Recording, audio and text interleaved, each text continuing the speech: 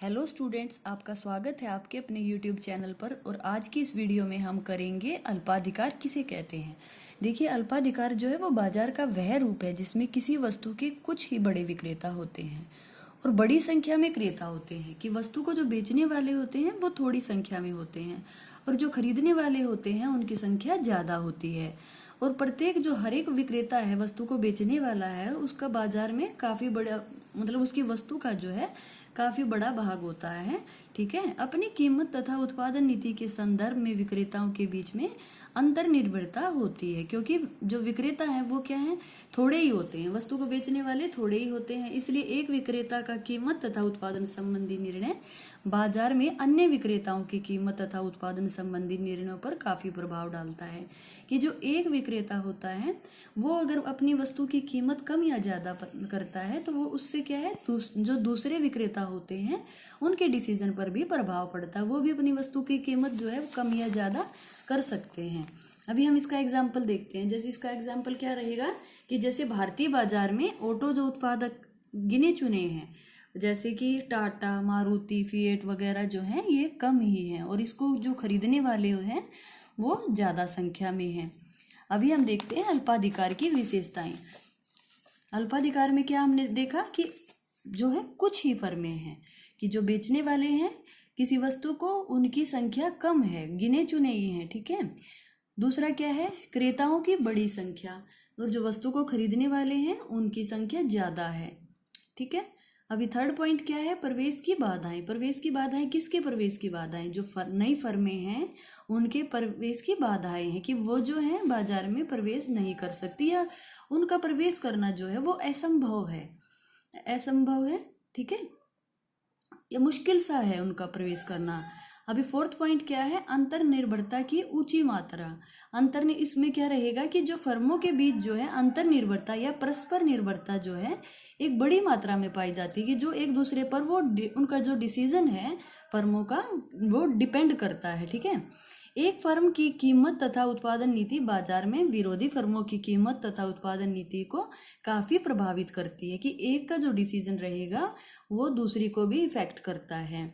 इसका हम एग्जाम्पल क्या लेंगे, यदि जीएम मोटर्स जो है अपनी कारों की कीमत कम करती है तो फोर्ड मोटर भी ऐसा ही करता है। ठीक है। अगर एक ने कम कर दी तो दूसरा भी कम करता है। इससे क्या रहेगा, इस प्रकार कीमत या उत्पाद से संबंधित यदि किसी फर्म द्वारा कोई क्रिया की जाती है तो उस फर्म को बाजार में विरोधी फर्मों द्वारा की जाने वाली संभव प्रतिक्रिया के लिए भी तैयार रहना चाहिए।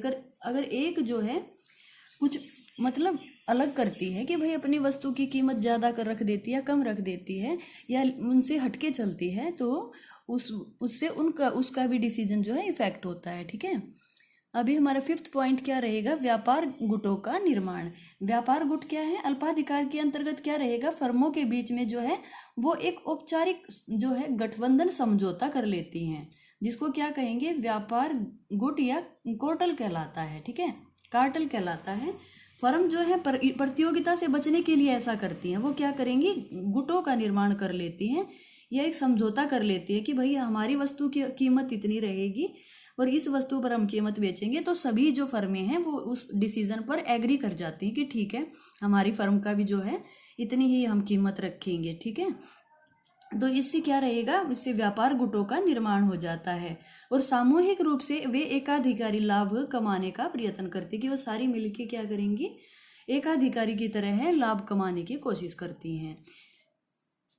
तो इसमें क्या है कि जो प्रतियोगिता से बचने के ख्याल से फर्म क्या करेंगी, वो व्यापार गुटों का निर्माण कर लेती हैं, कि भाई एक दूसरे के कंपटीटर की बजाय क्या करेंगे, कि भाई मेरी वस्तु की कीमत इतनी रहेगी, और इस तरीके से वो एक समझौता कर लेती है, औपचारिक समझौता।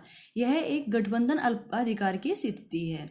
इसके अंतर्गत क्या रहेगा, विभिन्न जो फर्में हैं उनके द्वारा उत्पादन का जो कोटा और कीमतें जो हैं, वो वस्तु की कीमत जो है निश्चित कर ली जाती है, कि भाई मेरी वस्तु की कीमत इतनी रहेगी।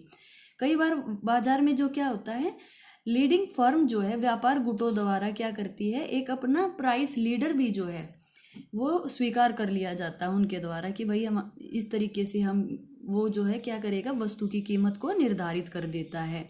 और व्यापार गुट में सभी फर्म जो है कीमत नेता द्वारा, जो कीमत नेता जो वो बना लेते हैं ना, वो जो कीमत को निर्धारित करता है उसी को वो स्वीकार कर लेते हैं। अभी जो है 6 पॉइंट क्या है, फर्म की मांग वक्र को निश्चित करना संभव नहीं है। इसमें क्या रहेगा, अल्पाधिकार में फर्म की बाजार मांग वक्र का निर्धारण करना संभव नहीं है। इसका कारण क्या है कि जो सरल कारण यही है कि कीमत में परिवर्तन का जो है अनुमान लगाना कठिन है। जब कोई फर्म अपनी कीमत कम कर देती है तो ये नहीं है कि उसकी वस्तु की मांग नहीं बढ़ सकती है, क्योंकि विरोधी फर्मों की कीमत को भी वो कम कर सकती है। तो इस तरीके से क्या रहेगा कि उसके मांग वक्र को भी निर्धारित करना संभव नहीं है कि एक वस्तु की कीमत कम हुई तो जरूरी नहीं है उसकी मांग भी बढ़ रही है, क्योंकि दूसरी फर्में भी साथ में ही है, वो क्या करेंगी कि शायद अगर वो भी कम कर देंगी अपनी वस्तु की कीमत तो इससे उसकी मांग नहीं बढ़ेगी। तो क्या है, फर्म की मांग वक्र को निर्धारित करना संभव नहीं है। तो आज की इस वीडियो में हमने सीखा अल्पाधिकार किसे कहते हैं।